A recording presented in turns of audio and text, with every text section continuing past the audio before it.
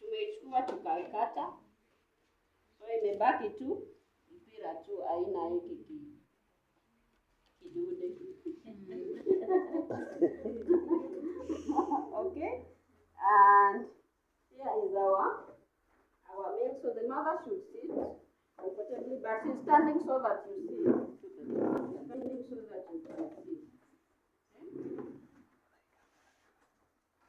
So this is our F100 dilute. Alright.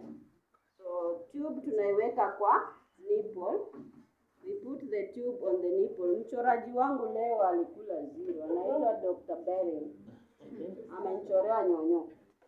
Imeface juu. Okay. So maybe we can change. Do we change on this nipple? No, it's okay. So unaweka tu hiyo tube karibu na nipple, and then unaishikisha band hiyo strapping. Then this goes to the milk. Okay. Then now you do all the positioning and attachment style.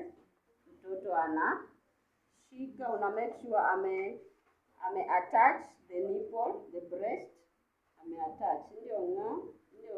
But when ame attach, as she thinks she's breastfeeding, kumbe anakunywa nini? Maziwa. Okay? And the mother should sit comfortably. So it works so well in the ward. Sister, you have never seen us do it. We do it every time. Okay? Kidogo 2 minutes, amemaliza maziwa yetu. But while she's doing that, remember, a mother is very happy to receive their child feeding. What does it do to the mother also? Stimulates. Ndio oxytocin inaanza yeye pia ataanza kutoa nini?